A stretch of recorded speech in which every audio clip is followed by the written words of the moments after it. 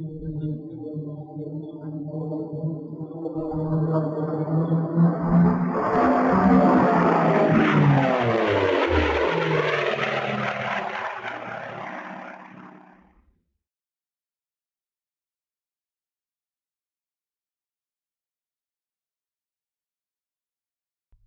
Tom Dwelle. I have to apologize for being so late, but George and I have redone my combat film, 30 minutes of combat film that we produced a couple of years ago. But George Myhall has redone it all, and it's fantastic. And I apologize for waiting so long. I know I promised you this, but here we go. I was in the 602nd Air Commando Squadron. We were badass. We were air commandos. We were prepared to fight on the ground. I flew 270 missions in Vietnam in 1965 and first part of 66. This is the Douglas A-1E Skyraider. It's the big one, sometimes known as the Fat Spad. Here you see sitting on the ramp, fully loaded with napalm and white phosphorus bombs on the outside. It's all up weight. Maximum weight was 25,000 pounds on a single engine, 2,700 horsepower, and it would fly, climb, glide, taxi, strafe, 180 knots. It was a lot of fun, easy to fly, and a lot of armor plating, and it was a very exciting year. Beautiful airplane. Early ones were not camouflaged like this, but the Navy used them under a number of airborne early warning missions off the aircraft carrier. Wings fold up and could go below deck. This was our world. I lived in our hooch. There were four of us, a maintenance guy and another pilot and two others. And we lived in there, the four of us. There's our party room in one end, 4 bunks. You can see the picture of martinis on top of the fridge, and then Rosé Matus and on top of the lady there, the old deck, tape deck. That was our music. These were happy times. Those of us were still left at the end of the day, and we could relax in here, and this was our world. When the sun went down, we could get into bed and spray carefully for mosquitoes, and then put the mosquito net down, and you had to be very careful with that. This is very critical. And then you lived under there all night long, and the mosquitoes didn't bother you. This was my own special space. Right there, see my radio up on top, and my wife, Catherine's picture right there, and I could write letters and send things home right there. Was my world. This is my hero shot up country at the deployment base. That's a 20 millimeter ammunition, a bandolier. We carried 800 rounds in the Skyraider. Every fifth one was a tracer bullet, and that's my M16 automatic rifle, a machine gun actually.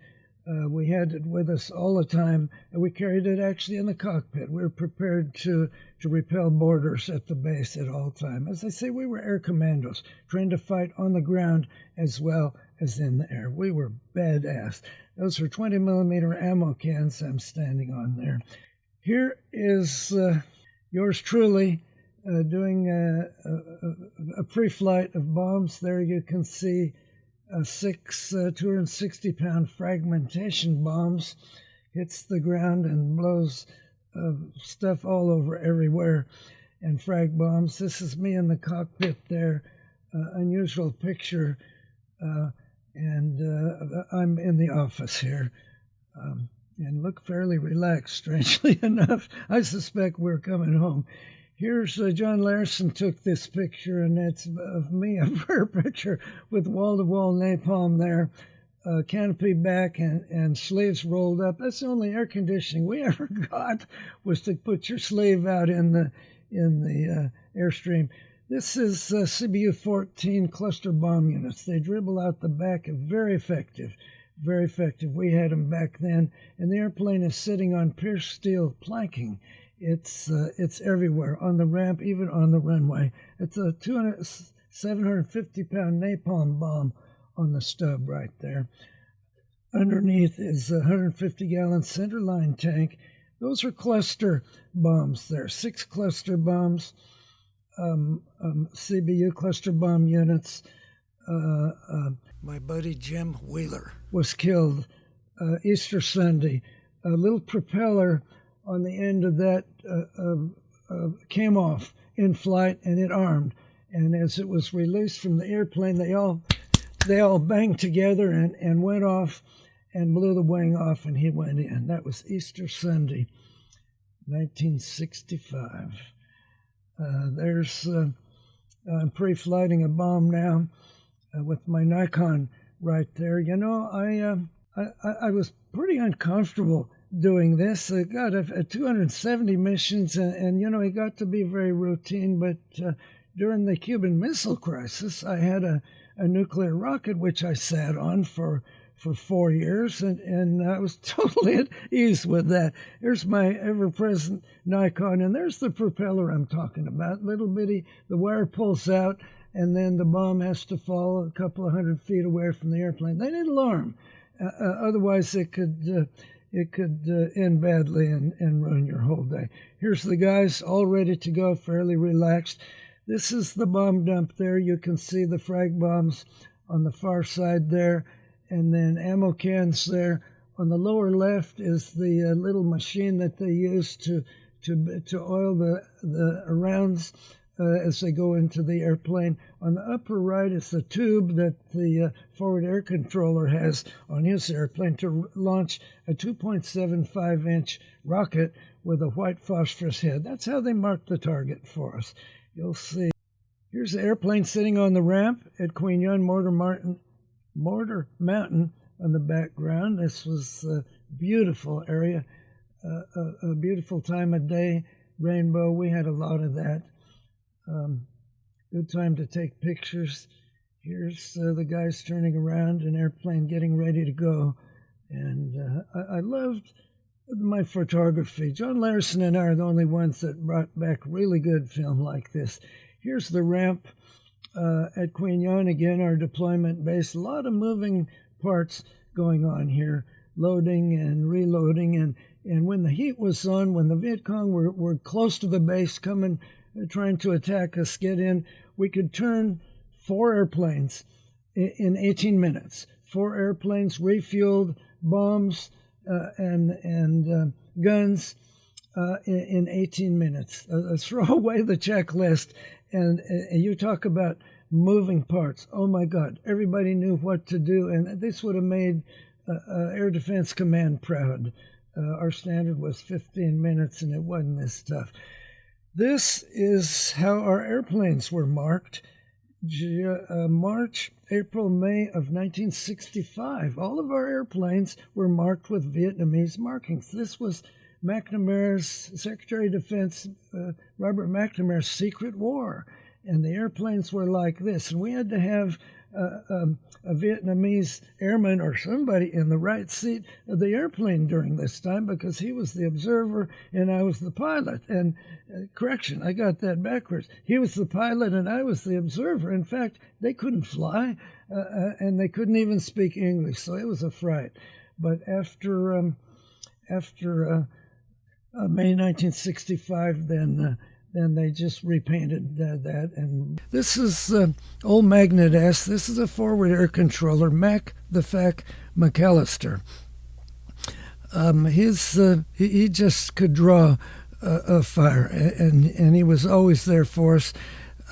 He killed himself out in front of the officers' club out on the beach, doing a loop. He'd come in and do a loop over the water right in front of the officers' club, land on the beach, and then put the airplane away right there by the officers' club. And a smoke canister fell off the back seat into the stick well, and he couldn't pull out of the loop and went straight into the water right there in front of us. It was just terrible. He was such a good guy, very famous guy, Mach the Fac McAllister.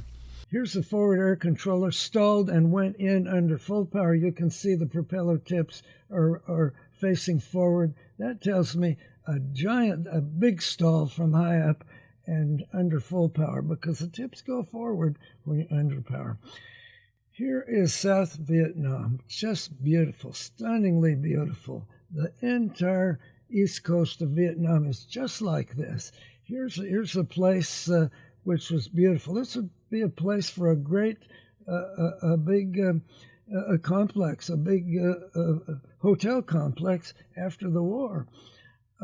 And this is Queen Yan again, the Mortar Mountain in the background.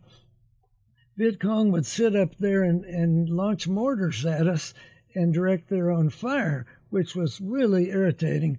But we had an aviation company there, and they put helicopters up there, and they stopped that, fortunately, because that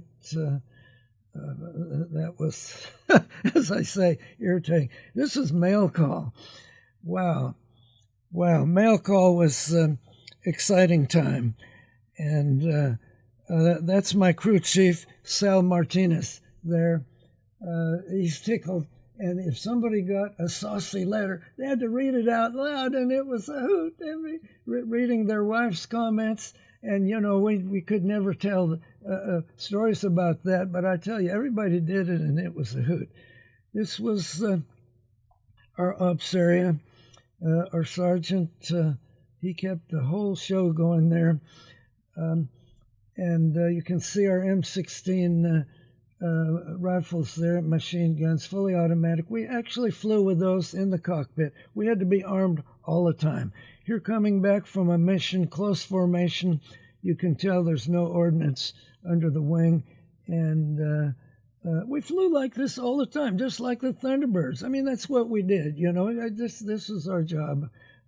Probably 800 hours of flying time in a year, and a year over there, and you got to be really good. And you can see the oil and lead all over the side of the airplane there. And our flight suits look just like that at the end of a mission. Here's I'm sneaking up on Dewey.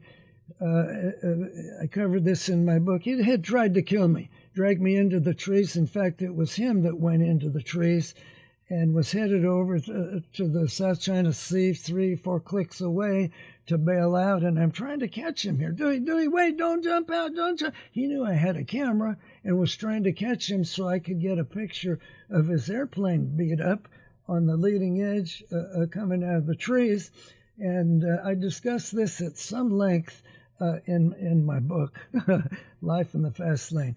This is Play Me, P-L-E-I-M-E-I. Mel Elliott had bailed out the previous night. Gun jammed and blew up, started a wing fire, and he blew out, and he's right in the woods there, just outside of the smoke. And you can see the transport plane, a C-123, dropping a parachute. You can see the little parachute there, and they're all over the thing, all over the place there. That's a Special Forces fort, and I flew 3 missions there. John Larson and I were the first ones in there, and we protected Mel Elliott. You can see the bomb craters all around this incredible site. We beat the piss out of that place and kept the wolves at bay, and it worked. We got Mel back, and was he ever happy. This is Dong Xuai, D-O-N-G-X-O-A-I. It was a regional headquarters. What's unique about this is there were 2 105 millimeter artillery tubes there. And we got the troops back in. The Viet Cong took it over. There were 2 medals of honor here. Those were my rockets that took that headquarters out right there and made a big mess. My last pass was 15 seconds of fire right down this south wall, which allowed the special ops guys, Jim Harding, not another Jim, to get back inside, and we saved the day for them.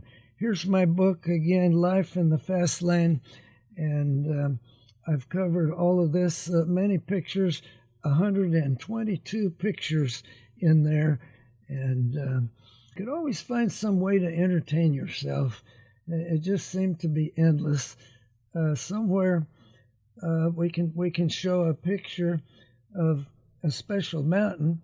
Should be coming up here pretty quick. It's called Pussy Mountain, and it was a mountain that was about 12 or 15 kilometers northeast of Pleiku, and it looked just like a female. It's an amazing. Here you can see an amazing picture, and you can see the crashed airplane on the left. But everybody knew where Pussy Mountain was. They said, "Hey, SPAD 25, SPAD 25, we need help. Where are you?" I said, "Oh, I'm 10 clicks east of Pussy Mountain." Okay, everybody knew where that was, and it was like I say, you can always have some way to entertain yourself. And let's now have a look. The flight line here. This is typical of airplane ready to go. This is back at the main base. And beautiful airplanes, everything all tidy, everything ship-shape, ready to go. And this was the end of my distinguished flying cross mission up on the hill between Quy Nhon and Pleiku. We had the 25th Infantry Division, a company, 30 vehicles stranded on a dike, hit at each end with a rocket-propelled grenade. And Ish Ingram and I went up there and saved their butts. We got there within 12 or 13 minutes of them screaming for help and mortars hitting all over the place. And he kept calling for more bombs. Closer, closer, closer. Finally, I dropped one right almost on him, and he keyed the microphone to say closer, and I heard the damn bomb go off on his radio. Only time I ever heard that. These guys here, they didn't all come home. These were the guys that, God bless them, who didn't come home. There was cracker box after cracker box bringing people back. As far as I know, I never hit any friendlies. I got goosebumps sitting here thinking about it, but we got them out. We saved most everybody, 200 guys, and it was a sad day when those guys came back, but there's a C-130 came to take them home to good old US of A. It was the end of a very desperate mission, and we were there, by God, when they needed us. Well, it's the end of the day, and we're headed back home. It appears nobody shot up, no hung ordnance, nothing's leaking into the cockpit, so we're kind of relaxed. I think probably I would normally fly closer to formation than this, but I backed off to take this picture of beautiful South Vietnam. This picture is over the Saigon River Delta, and it's you can see all the water out there. We're headed back home to Bien Hoa, our home base, and back to a hot shower and some scotch and good food. It'll be nice to be back at the home base for a while, but it's been a happy day, I can tell, just by looking out there. It seems very peacefully. Hard to believe that, but it makes me feel good to see this. Let's end the slideshow now, and we'll go right into my gun camera film. It's going to be about 30 minutes of stuff you've seen before. George has cleaned this all up. We've got new technology, and the color is better. And I'm very grateful to have this film from the early phase of the war, 1965 and first part of 66. And nobody else has this. This was an interesting time, and we did it well. So let's have a look at the gun camera film. Fasten your seatbelt. We're going to war.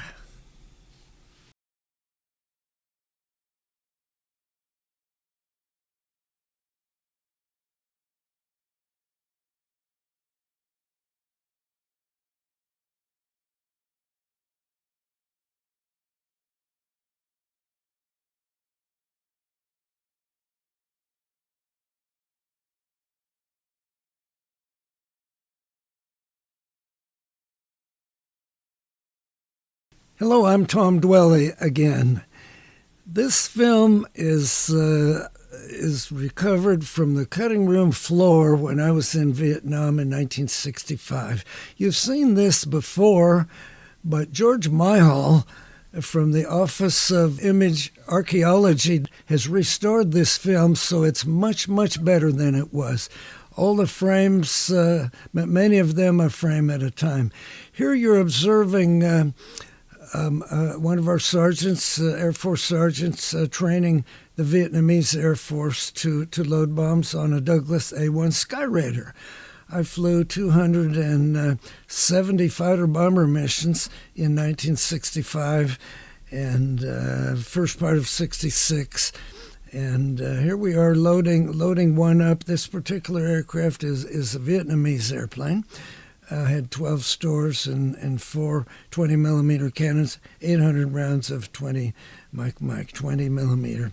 And that's an MJ1 machine, a loader. And I got to, I love to drive that machine. I got as good with that as any of these guys.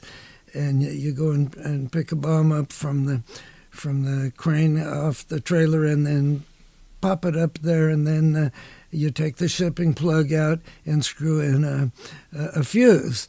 A little wire comes down to keep that propeller from turning, and if you drop it armed, the wire stays with the airplane and the propeller spins off, and then the bomb can arm. That way it won't blow up directly under you when the slipstream hits that little propeller. Here we are, 12, actually 14 stations. Those are 500 pounds each. The big one in the middle is 3,300 pounds, and then 2,200 pounds on the stub under each wing. These are 20-millimeter cannon shells. We carried 800 of these. The crew is aligning the links and cleaning them and lubing them with light lubricant. And we just didn't have many gun problems. Now and then there was one, a round could detonate in the barrel and blow the barrel apart in the middle, which was pretty exciting. And that gun would stop firing, but we had three more. And there we are, we're aligning all the lugs, and 4 guns firing, we could put out 50 rounds a second. That's half the firepower of a GE Gatling gun. Here is a young captain that I trained with, Bob Haynes, Robert Haynes. He's a Texas boy, I think, or was, and he came out of a RC-121 Super Constellation doing electronic intelligence. He was a test case. He was a good stick. He could fly really well, and he was a good shooter. He could win the quarters on our Top Gun days sometimes, but that's the real deal. He's pre-flighting the airplane, which we did very carefully. There's a tail hook right on the back there, and then the funnel for an HF single sideband radio. We had 4 radios. We could talk to anybody anytime. This aircraft number 569 is a 1951 airplane. I can tell by the number. And Bob's going to get in and strap in. This was a dual control. There's an empty seat on the right, and so we had we could always take a photographer or somebody with us. Larry, the chief photographer from Life magazine, Burroughs. Larry Burroughs would fly with me. Really taught me about cameras. He was the best. I think we flew 10 missions. Here's the guys armed up and taxiing out. Those are wall-to-wall napalm bombs there, 250 and 500-pound napalm bombs. Flight of 4. We always flew flight of 4 during the day. And it was, at night was different. At night we could only do 2. You just can't keep track of everybody. At night, in the weather, in the mountains, under the flares, it got to be pretty hairy. This is run-up area, getting ready to go. Check the magnetos, check the fuel pumps, and check everything. Most of the systems had a second option to keep things going, fuel and oil and spark plug magnetos and so forth. It's pretty important, and they were reliable, very reliable. I flew 270 missions and never aborted one time. One time I should have. I discussed that in my book, which I just got 2 days ago, Life in the Fast Lane. It's a really interesting book. We'll get into that more in a minute. This is Benoit on takeoff. Get going, rolling. 25,000-pound airplane, single engine, 2,800 horsepower, and 25,000 pounds all up weight, and 103-degree day, and it's a long takeoff roll. Here we're getting joined up now. I was flying as a fifth airplane to photograph what's going on here. I had a camera, my film. I came back with 600 color slides and thousands of black and white pictures. This looks like a firefight going down there. This was an ambush, as I recall, and here we're headed fairly relaxed. This is like the Thunderbirds. They're not quite as close as the Thunderbirds do. It was a big heavy airplane. It still was pretty nimble, pretty agile, and a lot of fun to fly.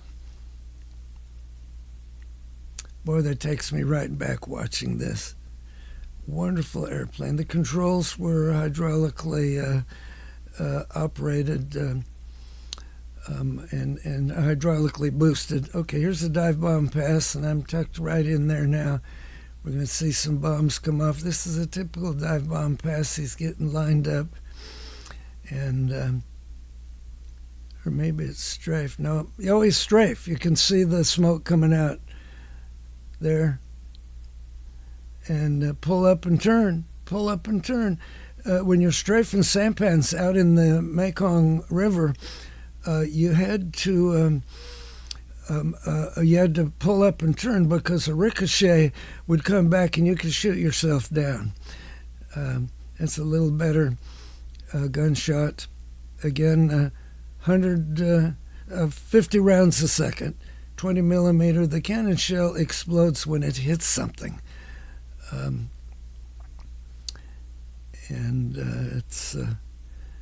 It's really point to shoot, and you got to be very accurate. This is a little better gunshot. Stay out of the way, Tom. I got into the brass one time. You can't get low behind somebody, because those shells coming out at 50 rounds a second, it beats up the airplane pretty bad. And it just go like that. You're going to see some rounds and links coming out of the. That's a good gun pass there. You can see the rounds hitting in the trees there. Pull up and turn, and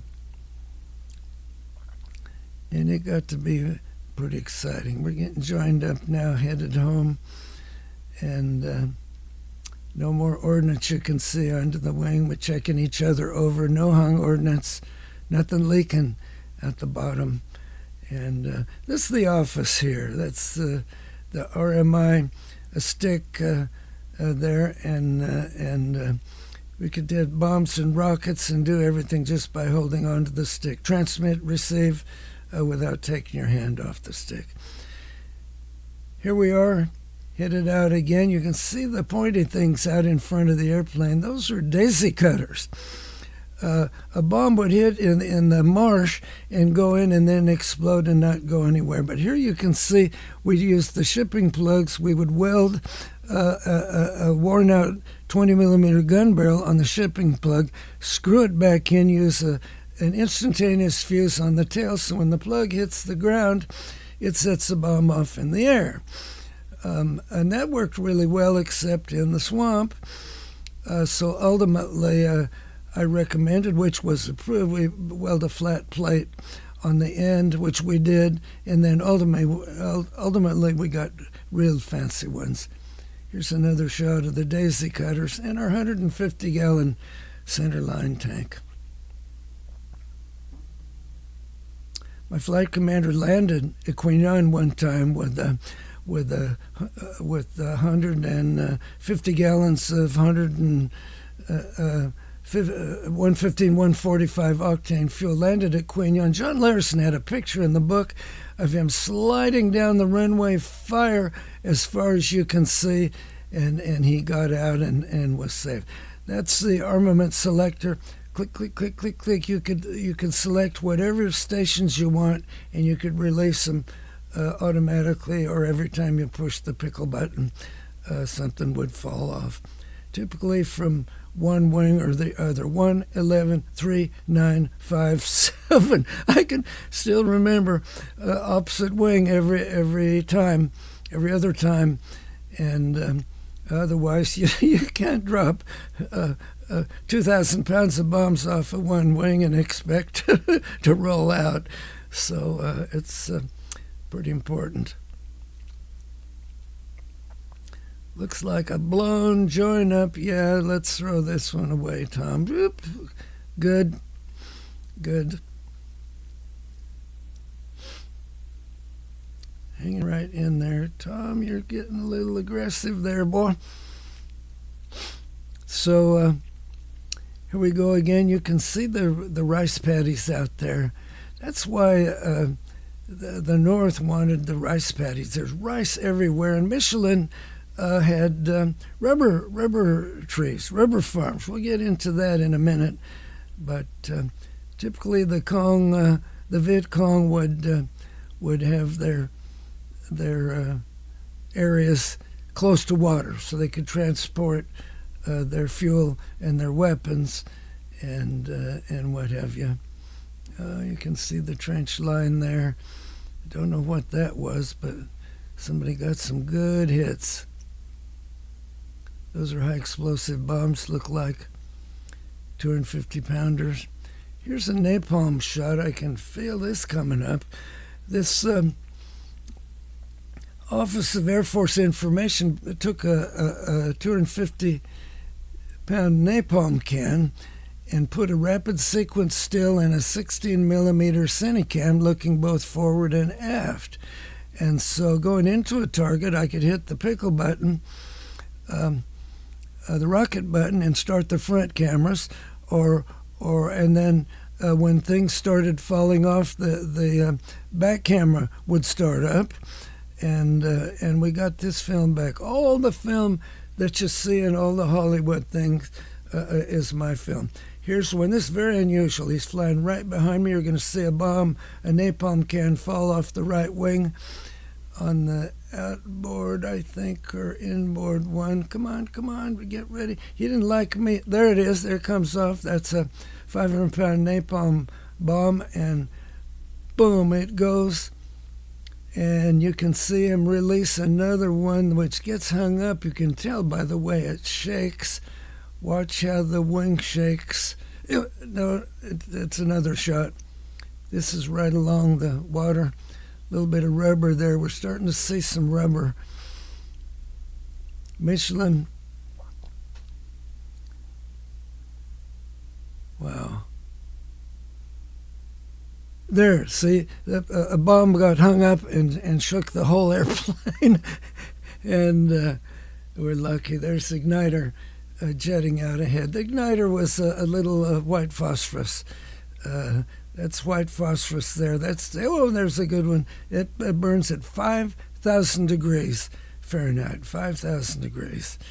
I used those a number of times during a mortar attack. You put one of those in the pit with a mortar crew, and it's all over.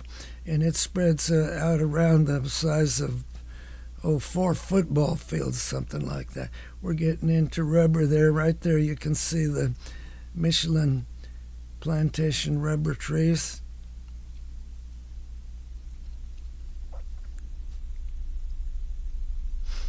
Interesting. Vietnam was beautiful. Gosh, it was fun to fly up and down the coast. Got some pictures later on to see how incredibly beautiful it was. And looks like we slowed this down a little bit.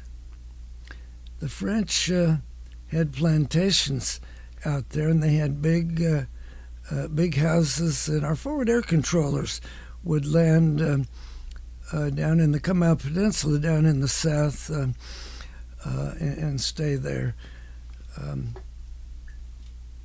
Bruce Worrell was down in there at Canto, down there somewhere. Cobra 11 he was, I remember that.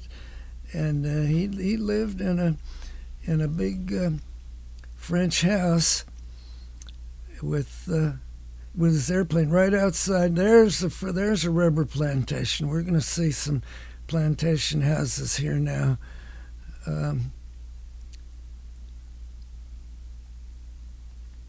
We couldn't bomb in the rubber. They wouldn't let us. Michelin had a deal. We suspect they were paying off the Cong, but ultimately the Viet Cong would stage in there out of the Perspeak, out of Cambodia, and put their weapons and stores, fuel, ammunition, bombs, everything, hide it in the rubber, knowing that we were prohibited from bombing the rubber. Because it makes the frag bomb makes the trace bleed, and it bleeds that rubber all out on the ground. As I say, we suspect that Michelin was involved in this. Ooh, there was a flash there. Here's another shot of looking out the rear. Very unusual. Nobody ever got anything like this.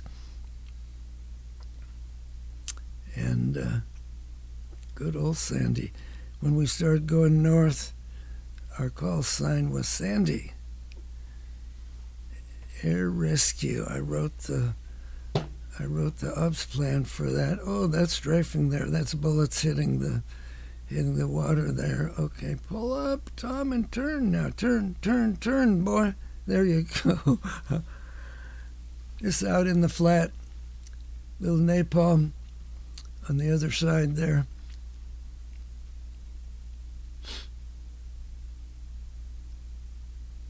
We typically, many times would get hits.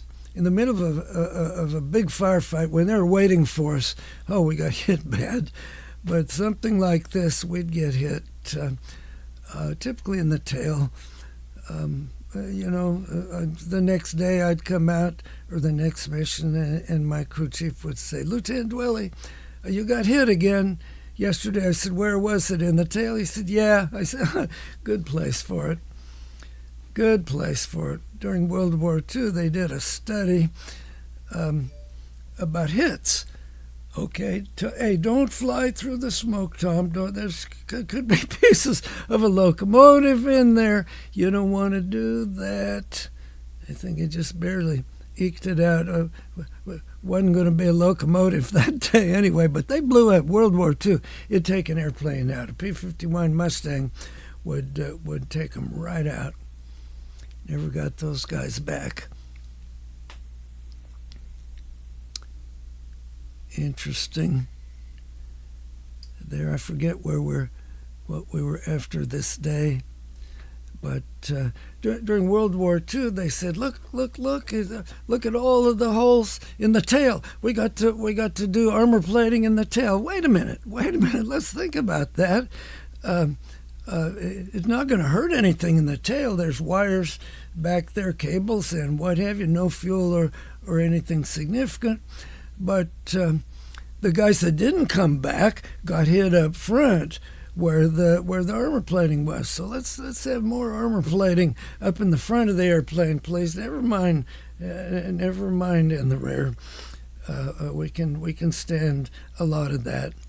and typically did. I went to Rand Corporation after my year in Vietnam, and to help participate in what became the A-10, the Warthog. There was 10 of us to sit down with their whiz kids, and it was really good. I said, I need 4 things. I need a big gun. I need armor plating for the pilot, super armor plating. I need self-sealing fuel tanks, and I need wings that fold up. And they about laughed me out of the program. Hey, you're an Air Force guy. What do you mean? What do you mean wings that fold up? Well, the Skyraider was a Navy airplane. We used it in special operations. We were air commandos, and the wings fold up. We could get 2 of them in a revetment. Oh, that's good. Oh, that's good, Captain. Then you lose 2 at once. No. We can protect them from a sapper attack.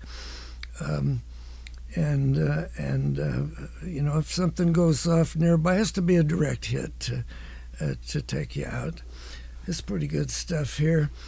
And anyway, I said, why do you want fold-up wings? I said, well, if we get hit in the main spar, we don't have to call Red Horse, the mobile maintenance team. We don't have to load the thing onto an aircraft carrier and take it back to McClellan Air Force Base in Sacramento to put a new main wing spar. We can 2/3 of the wing is fold up, and you can bolt on a new section in 2 hours, and we're turning and burning again. So they said, oh, RDR, har.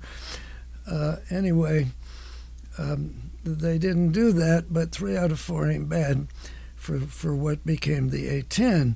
Now, fast forward until later, the Air Force took 188 A-10s and flew them back home to Hill Air Force Base in Ogden, Utah, and Boeing built 230 ship sets, and they put new wings on the A-10s, 188 airplanes at a cost of $1.1 billion.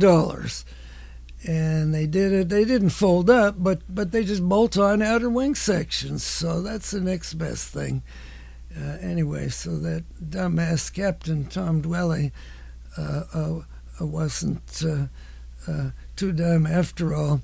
It's napalm bombs. Very unusual to dive bomb napalm, only if the ground fire was bad. I preferred to get right down on the trees, 25 to 30, 40, maybe 50 feet right on the trees during a big battle. We got into something there, fuel farm. Oh yeah, looks like a mini hydrogen atomic bomb. And by the way, I flew air defense during the Cuban Missile Crisis, had my own nuclear rocket as the second lieutenant. That was a lot of fun. Okay, here we go. We're after something else again. George, we got plenty of this stuff in here. Maybe we should cut this out a little bit. But he's going to do some shooting now, I think. Ready, aim. Shoot. There it is. Oh, that's a good strafe there. 4 guns, 50 rounds a second, 2 on each side. Wow. Now, this is the aft camera now, looking backwards. Okay, and those are empty shell cases and links and stuff. That's an outstanding shot. Nobody ever got anything like this. And my film would go off to Saigon, and Kodak would develop it, and then it would come back to this is a 16 millimeter film, and then Kodak would develop it and send it to Saigon, and they call me and say, hey, Captain Dwelle, Lieutenant Dwelle, the film's back. Come on, we're going to open it up this afternoon. So I jump on the DC-3. There you can see the gun shooting there. Oh, that's good there. Just like to see a MiG a MiG in your sights. Come on, turn, pull up and turn, dude. Turn. You can tell he's pulling because of the fog on the condensation on the wingtips.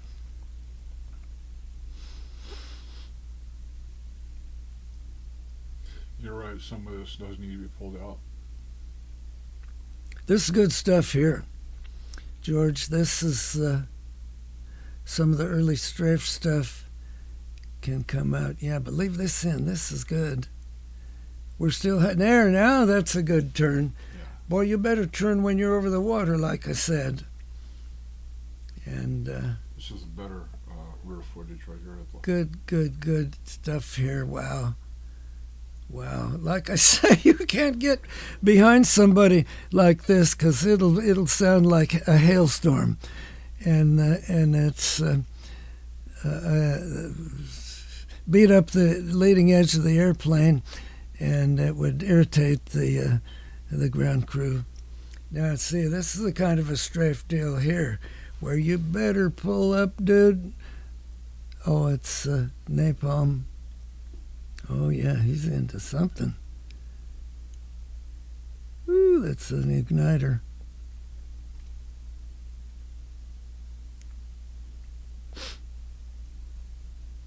Yeah, he got into something again, petroleum.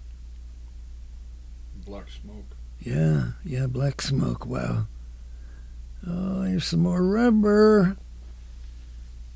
Yeah, the Kong loved that rubber. I'll never forget the first time they cleared us in. I couldn't believe it. It was a huge area just out way between Saigon and Cambodia. There, the Michelin went in and cultivated 136,000 acres of rubber in the 20s, and built it all up. That's a 100-pound white phosphorus bomb there and some napalm. And boy, they protected that. They didn't want us in that rubber, and the Kong knew it. Boy, they were. Oh, this is steep angle. He's after something, Tom. Okay. That's enough, Tom. That's enough. No, Tom, pull out. No, no, dude, you're going in with it. I'm trying to watch the bomb hit. No. Oh my God, pull. Oh yeah, I never did see it. That's enough. You can't pull too hard. Airplane will stall and you're going in with it. Get into a high-speed stall.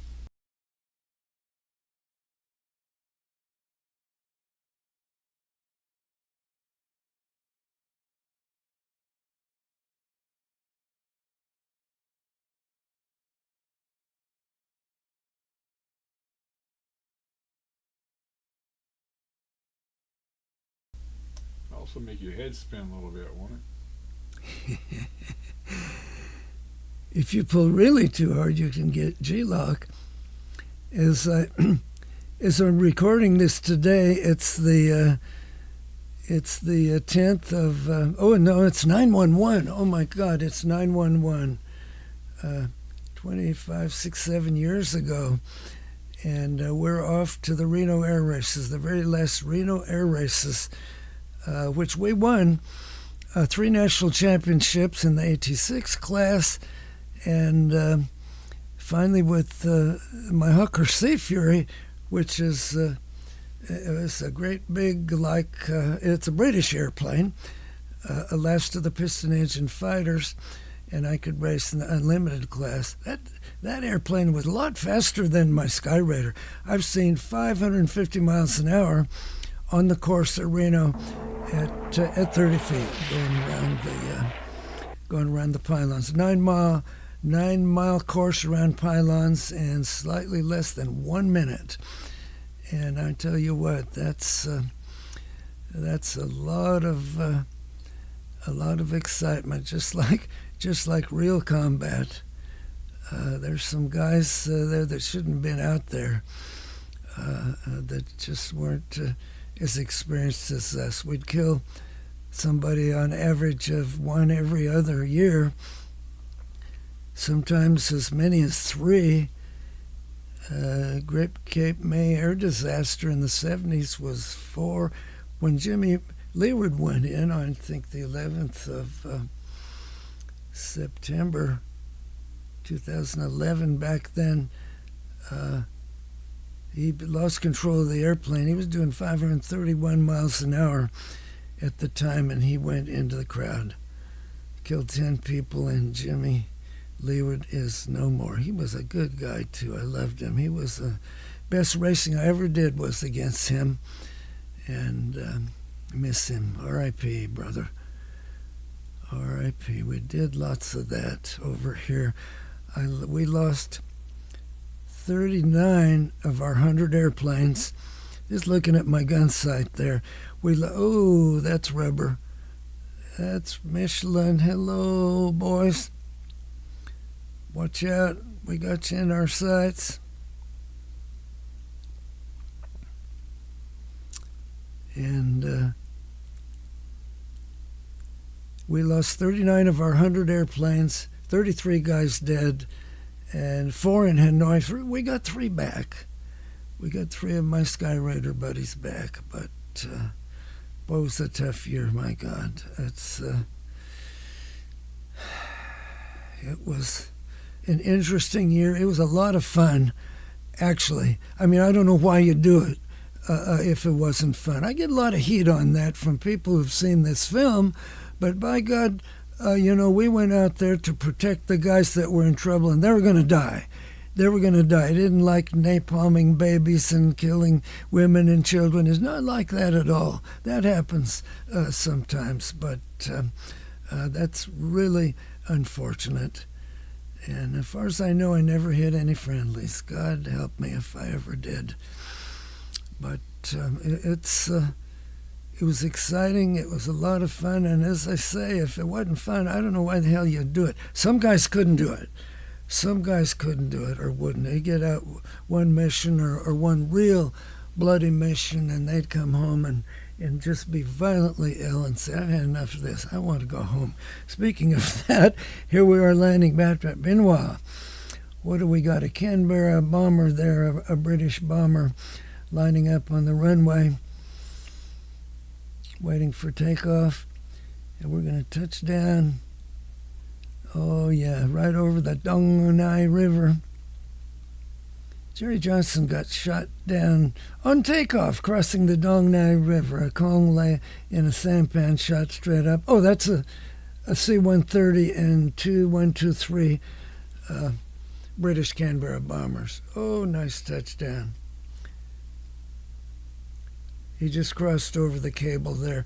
We had a cable, a hook in the back, and one time I had to come in and do an approach and engagement. I was shot up so badly that I couldn't control the airplane, so I went in and put it into the cable. We weren't trained to do this. The Navy talked about this, but you just got to be sure the hook's down by the time you get to the cable. We only had one cable. The aircraft carriers typically had 5 cables, and you look for the wire, they call it, look for the number 3 wire. And that's was the end of your day for sure. Well, it looks like it's over. So God bless. Press on with pride. And again, God bless all those people that died on 9/11. And to my brothers, rest in peace, my kids, my brothers.